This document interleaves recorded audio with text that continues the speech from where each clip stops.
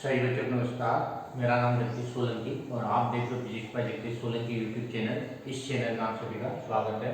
बच्चों, आज हम सरल सूक्ष्मदर्शी पढ़ेंगे, सिंपल माइक्रोस्कोप। सरल सूक्ष्मदर्शी, सरल सूक्ष्मदर्शी, जैसे कि नाम से स्पष्ट, सिंपल माइक्रोस्कोप। ये क्या होता है कि एक रीडिंग लेंस होता है जिसकी सहायता से हम जो है किसी छोटी वस्तु को, यदि किसी वस्तु को हम देखते हैं तो बड़ी दिखाई देती है। सूक्ष्मदर्शी का मतलब ये होता है कि जिसमें हम किसी छोटी चीज़ को हम देखेंगे, माइक्रो यानी सूक्ष्म, और उसको यदि हम देखते हैं और वो बड़ी दिखाई देती है तो वो उपकरण या इंस्ट्रूमेंट क्या कहलाता है? माइक्रोस्कोप या सूक्ष्मदर्शी कहलाता है। तो पहले तो अपने को सूक्ष्मदर्शी पता होना चाहिए। सूक्ष्मदर्शी में क्या होता है कि जो पास की वस्तुएं होती है, उन पास की वस्तु को हम यदि देखते हैं और बड़ा दिखाई देता है तो वो जो उपकरण होता है, इंस्ट्रूमेंट होता है, उसको हम बोलते हैं सूक्ष्मदर्शी। अब सिंपल माइक्रोस्कोप, सरल सूक्ष्मदर्शी क्या होता है? तो सरल सूक्ष्मदर्शी एक लेंस है। इसी लेंस को हम क्या कहते हैं? सरल सूक्ष्मदर्शी कहते हैं। ये कौन सा लेंस होता है? ये उत्तल लेंस होता है, कॉन्वेक्स लेंस। ये कॉन्वेक्स लेंस में क्या होता है कि इसमें जो प्रतिबिंब बनता है, इमेज बनता है, वो बड़ा दिखाई देता है। कब दिखाई देता है बड़ा? कि जब वस्तु को हम, ये प्रकाश केंद्र कहलाता है, ओ इसको हम ऑप्टिकल सेंटर बोलते हैं, प्रकाश केंद्र, प्रकाश केंद्र, और ये फोकस होता है, ये फोकस कहलाता है, एफ फोकस। जब वस्तु को हम प्रकाश केंद्र और फोकस के बीच में रखते हैं, इसका सिद्धांत ध्यान रखना है कि जब भी किसी वस्तु को हम लेंस के प्रकाश केंद्र और फोकस के बीच में रखते हैं, मान लो कि एक वस्तु रखी है ए बी, ये हमने ए बी एक वस्तु रख दी यहाँ पर, इस तरह से ये ए बी एक वस्तु रख दी। कहाँ रखी है? प्रकाश केंद्र और फोकस के बीच में रखी है। तब इसका इमेज यदि हम देखते हैं तो क्या होगा? मान लो कि एक प्रकाश किरण ये जा रही है, समांतर जा रही है, ये मुख्य अक्ष होती है, प्रकाशीय अक्ष होती है, इसके समांतर जा रही है, समांतर जाने वाली फोकस से होकर गुजरती है। इसके नियम ने पढ़ रखे कि जो भी प्रकाश किरण समांतर जाएगी, ये प्रकाशीय अक्ष होती है, इसके समांतर जाएगी, वो फोकस से होकर गुजरेगी, और दूसरी प्रकाश किरण इसके प्रकाश केंद्र से होकर गुजरती है तो सीधी गुजर जाती है, बिना विचलित हुए सीधे निकल जाती है। अब एक प्रकाश किरण ये जा रही है और दूसरी प्रकाश किरण ये जा रही है, ये दोनों आपस में मिलती नहीं है, इसलिए क्या करते हैं? इनको पीछे डेल्टा से मिलाया जाता है। क्या करते हैं? इनको डेल्टा में पीछे की ओर बढ़ाएंगे दोनों को, और ये यहाँ पर मिलती है। तो जहाँ पर मिलती है वहाँ पर वस्तु का क्या बनता है? प्रतिबिंब बनता है। इन दोनों रेज को हम डेल्टा से पीछे की ओर बढ़ाएंगे, ये जो दोनों जा रहे हैं इसको डेल्टा से पीछे की ओर बढ़ाना, और जहाँ पर ये रेज मिलती है वहाँ पर इस वस्तु का प्रतिबिंब बनता है। तो इसमें स्पष्ट दिखता है ये वस्तु है, ऑब्जेक्ट है, और ये इसका इमेज है। तो इमेज बड़ा बनेगा हमेशा ध्यान रखना। कब? जब वस्तु को हम प्रकाश केंद्र फोकस के बीच में रखते हैं तब। और ये जो इमेज होता है ये सीधा बनता है, वर्चुअल, जिसको हम आभासी कहते हैं। आभासी बनेगा, वस्तु से बड़ा बनेगा, और इधर वस्तु की ओर ही बनता है। तो इसका सिद्धांत हमें मालूम होना चाहिए कि जब भी किसी वस्तु को हम प्रकाश केंद्र और फोकस के बीच में रखते हैं तो उस वस्तु का प्रतिबिंब बड़ा बनता है और सीधा बनता है, आभासी, वर्चुअल जिसको हम बोलते हैं, इरेक्ट बनता है। तो इसका सिद्धांत ये है कि जब कोई वस्तु उत्तल लेंस से प्रकाश केंद्र और फोकस के बीच रखी हो तो लेंस उसका प्रतिबिंब कैसा बनेगा? आभासी, वर्चुअल, सीधा, इरेक्ट, और वस्तु से बड़ा, लार्ज, बड़ा। तो इस तरह से इसका सिद्धांत अपने को मालूम होना चाहिए। इसकी बनावट ये हमारे पास, ये कम फोकस दूरी का एक उत्तल लेंस होता है, ये उत्तल लेंस है, कॉन्वेक्स लेंस होता है कम फोकस दूरी का। मतलब इसको हम पास से देखेंगे तो वस्तु बड़ी दिखाई देगी, ध्यान रखना, कम फोकस दूरी का उत्तल लेंस होता है, और इसकी जो फोकस दूरी होती है बहुत कम होती है, और ये हम आवर्धक लेंस या रीडिंग लेंस के रूप में इसका उपयोग करते हैं। जैसे कि रीडिंग पढ़ना हो, मान लो सरल सूक्ष्मदर्शी की सहायता से अपने को कोई रीडिंग पढ़ना हो, जैसे वर्नियर कैलिपर्स की रीडिंग पढ़ना हो, या मान लो स्क्रू गेज की रीडिंग पढ़ना हो, या मान लो कोई बारीक चीज देखना हो, जैसे घड़ी वाले घड़ी सुधारते समय एक लेंस लगा लेते हैं आँख में, तो वो लेंस यही रहता है, रीडिंग लेंस यही होता है। अब हम सरल सूक्ष्मदर्शी की आवर्धन क्षमता ज्ञात करेंगे। आवर्धन क्षमता का मतलब ये होता है कि यदि हम किसी वस्तु को हम उस रीडिंग लेंस से देखते हैं और देखते हैं तो कितनी बड़ी दिखाई देती है, उस वस्तु से कितनी बड़ी दिखाई देती है, ये उस वस्तु की आवर्धन क्षमता कहलाती है, लेंस की आवर्धन क्षमता कहलाती है। तो आवर्धन क्षमता का मतलब ये होता है कि ये जो वस्तु है हमारे पास, ये वस्तु कितनी बड़ी दिखाई देती है, इससे 2 गुना, 3 गुना, 5 गुना, 10 गुना, तो जितना गुना दिखाई देती है ये वस्तु की क्या कहलाती है, मैग्नीफाइंग पावर कहलाती है, आवर्धन क्षमता कहलाती है। तो अपन इसे गणितीय दृष्टि से भी इसका परिभाषा के डेफिनेशन दे, तो डेफिनेशन में क्या होता है कि प्रतिबिंब द्वारा निर्मित दर्शन को, यानी प्रतिबिंब के द्वारा, ये जो प्रतिबिंब बनता है, ये इमेज है, इसके द्वारा यहाँ आंख पे कितना कोण बनता है, लेंस पे कितना कोण बनता है, ये जो इमेज बना रखी है अपने, ये इसके द्वारा जो कोण बनता है एंगल, उसको हम बीटा से प्रदर्शित कर रहे हैं।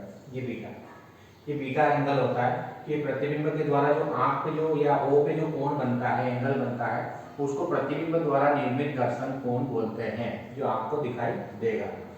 दूसरा हमारे पास, जब वस्तु को हम स्पष्ट दृष्टि की न्यूनतम दूरी पर रखेंगे तब, यानी कहने का मतलब लेंस को हम देखते हैं उस लेंस से, और जिस स्थिति में वो स्पष्ट दिखाई देगी, है ना, किसी रीडिंग लेंस से अपन देखते हैं और एक स्थिति ऐसी आएगी बहुत क्लियर दिखाई देगी, मतलब स्पष्ट दिखाई देगी, उस स्थिति में लेंस के द्वारा जो हमारे पास में आंख, इस प्रतिबिंब वस्तु के द्वारा जो आंख पे कोण बनेगा, एंगल बनेगा, उस कोण को बोलते हैं हम अल्फा। स्पष्ट दृष्टि की न्यूनतम दूरी पर रखी वस्तु द्वारा निर्मित दर्शन कोण, यानी वस्तु को हम स्पष्ट दृष्टि की न्यूनतम दूरी पर रखेंगे जाके वो क्लियर दिखाई दे।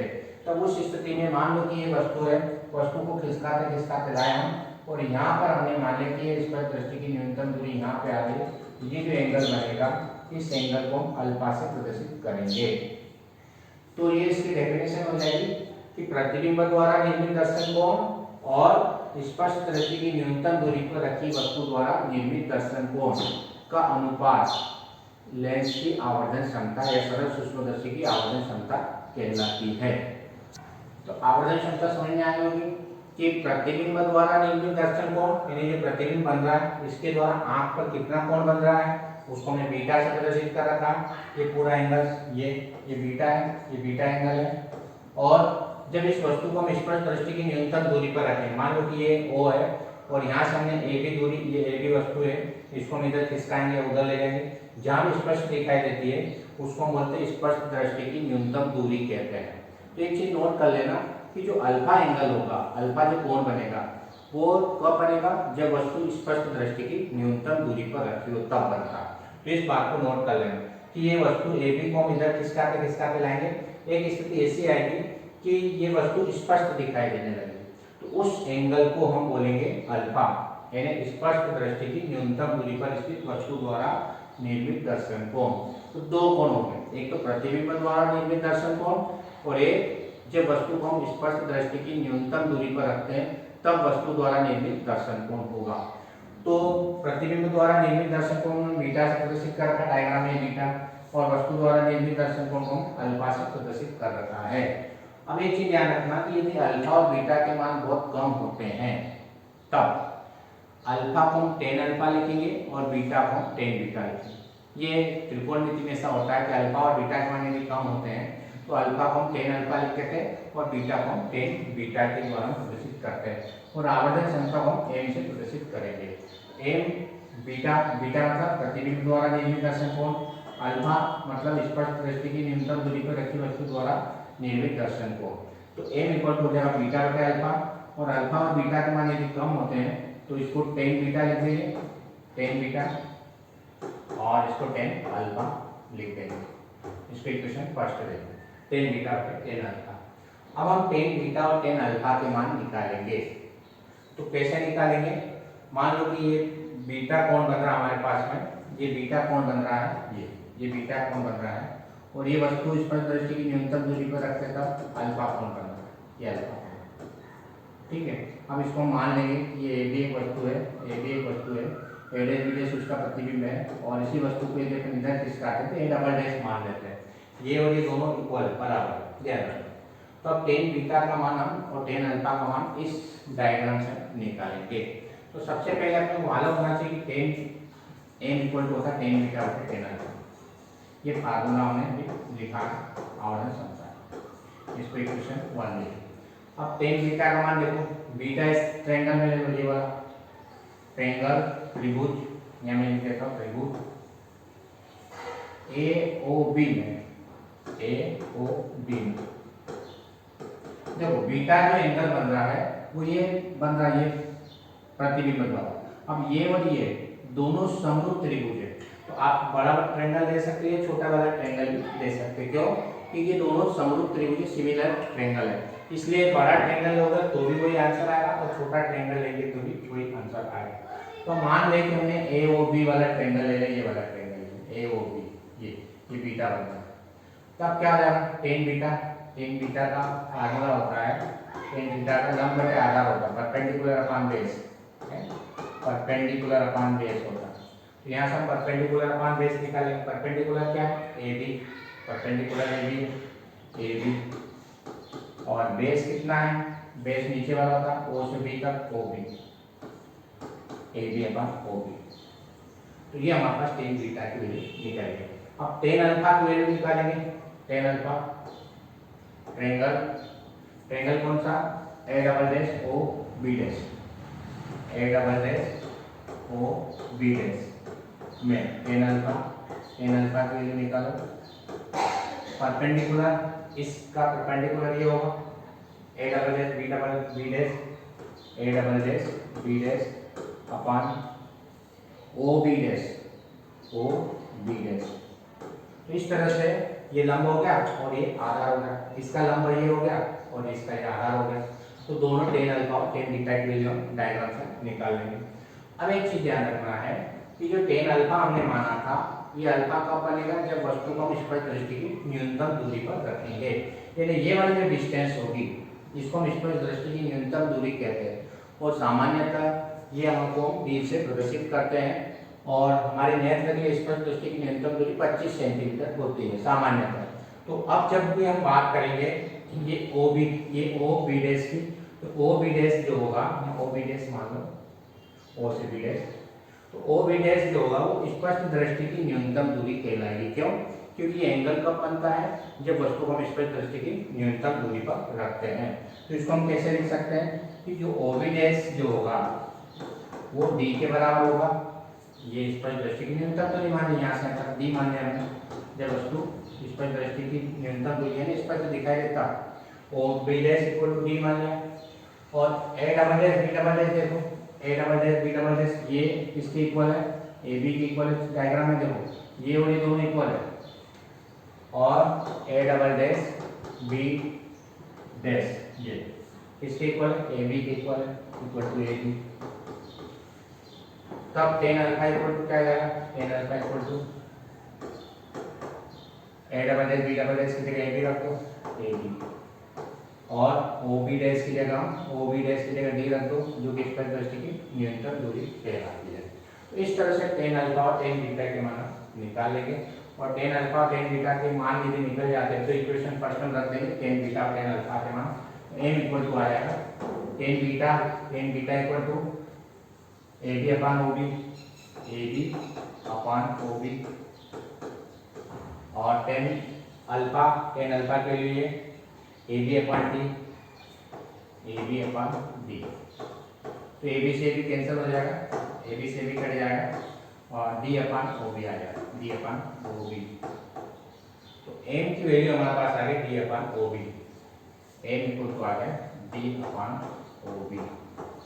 अब OB क्या है? O से B तक जो होता है ये AB क्या वस्तु है? ऑब्जेक्ट है। तो ये ऑब्जेक्ट की डिस्टेंस होती है जिसको अपन U से प्रदर्शित करते हैं। जब ये वस्तु की दूरी पढ़ेंगे तो O से B तक की दूरी ये वस्तु की दूरी होती है जिसको हम U से हम प्रदर्शित करेंगे। m इक्वल टू हो जाएगा D अपॉन U। अब इसमें साइन कन्वेंशन लगाना, चिन्ह परिपाटी, जो पिछला वीडियो मैंने बना रखा है। चिन्ह परिपाटी से मान रखेंगे, चिन्ह परिपाटी से मान रखने पर चिन्ह परिपाटी क्या होती है कि लेंस की इधर की दूरियां सब माइनस में होती है और लेंस की इधर की दूरियां प्लस में होती है। बस इतना ध्यान रखना, लेफ्ट हैंड साइड सब माइनस और राइट हैंड साइड प्लस। तो m इक्वल टू हमारे पास में आ जाएगा d की जगह माइनस d रखेंगे क्योंकि ये डिस्टेंस माइनस में होगी, माइनस d। u की जगह इधर ही माइनस u रखेंगे तो आएगा आंसर वही, लेकिन चिन्ह परिपाटी का उपयोग करना अपने को इसको मैंने इक्वेशन 2 दे दी। तो इस तरह से m equal to D upon U हमारे पास में आएगा। अब हम दो स्थितियों में आवर्धन क्षमता निकालेंगे। पहली स्थिति जब प्रतिबिंब स्पष्ट दृष्टि की न्यूनतम दूरी पर बने। जो प्रतिबिंब होता है यानी प्रतिबिंब की दूरी मतलब जिसको प्रतिबिंब की दूरी को हम v से प्रदर्शित करेंगे, ये चीज याद रखना। जब भी हम प्रतिबिंब की दूरी की बात करते हैं तो उसको हम v से प्रदर्शित करते हैं। कहाँ बन रहा है? स्पष्ट दृष्टि की न्यूनतम दूरी। स्पष्ट दृष्टि की न्यूनतम दूरी को हम v से प्रदर्शित करते हैं। इसका मतलब ये हुआ प्रतिबिंब स्पष्ट दृष्टि की न्यूनतम दूरी पर बनता है। प्रतिबिंब की दूरी को v से और स्पष्ट दृष्टि की न्यूनतम दूरी को d से प्रदर्शित करेंगे। लेकिन चिन्ह परिपाटी के अनुसार ये प्रतिबिंब होता है इधर बनता है, इधर बनता मतलब माइनस साइन लगाना, माइनस चिन्ह लगाना। माइनस क्यों लगाना? क्योंकि प्रतिबिंब लेफ्ट साइड बनता है। यदि इधर बनता है तो प्लस लिखना है और इधर बनता है तो माइनस। इस लेंस की इधर की दूरी माइनस और इस लेंस से इधर दूरी प्लस होती है। ये हमने चिन्ह परिपाटी पढ़ रखी है। फिर लेंस से सूत्र लगाएंगे 1/f equal to 1/v minus 1/u। ये लेंस से सूत्र होता है जो हमने प्रूव कर रखा लेंस फार्मूला, ये लेंस से सूत्र। अब इसमें ध्यान रखना, इसमें भी चिन्ह परिपाटी का उपयोग करेंगे। f फोकल लेंथ हमेशा ध्यान रखना है, यदि उत्तल लेंस होता है तो उसकी फोकल दूरी को या फोकल लेंथ को पॉजिटिव लेते हैं, धनात्मक। f का मान पॉजिटिव लेंगे, f का मान पॉजिटिव, v का मान माइनस d रखना, माइनस d। u वस्तु की दूरी, ये वस्तु इधर ही रखते हैं इसलिए इसको हम नेगेटिव में लेंगे, ध्यान रखना इसको हम नेगेटिव लेंगे। माइनस 1/-u 1/f इक्वल हो जाएगा माइनस 1/d प्लस 1/u। ठीक है। अब यहाँ m का मान d/u आ रहा, d/u लाने के लिए क्या करेंगे? d से दोनों तरफ मल्टीप्लाई कर देंगे। तो दोनों पक्षों में, दोनों साइड में d से गुणा कर देंगे। दोनों पक्षों में d से गुणा करना है, मल्टीप्लाई कर देंगे, गुणा कर देंगे। तो d/f equal to minus d/d plus d/u। तो ये d से d कैंसिल हो जाएगा, तो d/f equal to -1 plus d/u बचेगा। इस -1 को हम इधर ले आएंगे तो प्लस का 1 हो जाएगा, तो 1 plus d/f equal to d/u। ये हमारे पास एक इक्वेशन आ जाएगी, इसको हमने 3 इक्वेशन दे दिया 3 नंबर। ठीक है। तो d/u, तो d/u की वैल्यू कितनी आ रही? इक्वेशन 2 से m आ गई, समीकरण 2 से d/u का मान रख देंगे समीकरण 2 से, 1 प्लस d/f इक्वल टू आ जाएगा m, या m इक्वल टू हो जाएगा 1 प्लस d/f।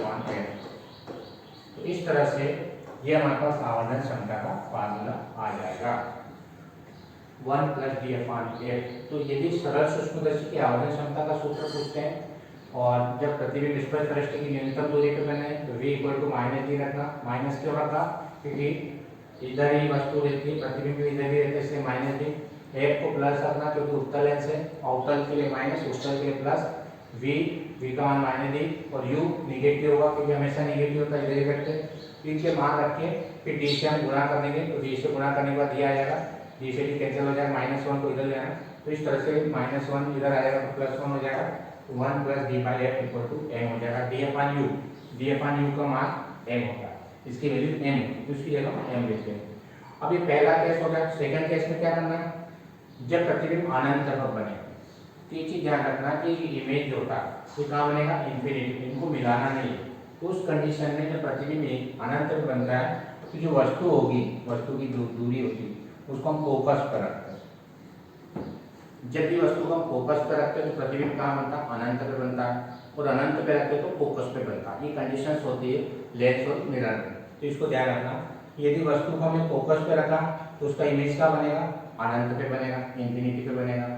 तो ये कंडीशंस यानी u की जगह हम f रख देंगे। m इक्वल इक्वेशन 2 में, इक्वेशन समीकरण 2 में, दो कौन सी इक्वेशन देखो? इक्वेशन 2 यानी ये वाला, u की जगह f रख देना, तो m इक्वल टू आ जाएगा d/u, u की जगह f रख दो। f क्यों रखा? क्योंकि अब इमेज को अपने को इंफिनिटी तक प्राप्त करना है और इंफिनिटी पे तभी बनेगा जब वस्तु हम फोकस पर रखेंगे। फोकस पर रखते तो अनंत पे बनता, इंफिनिटी बनता, और इंफिनिटी पे रखते तो फोकस पे बनता। ये कंडीशन ध्यान रखना अपने को। तो इस तरह से दोनों कंडीशंस में हमने इसके आवर्तन क्षमता का फार्मूला डिराइव कर लिया है।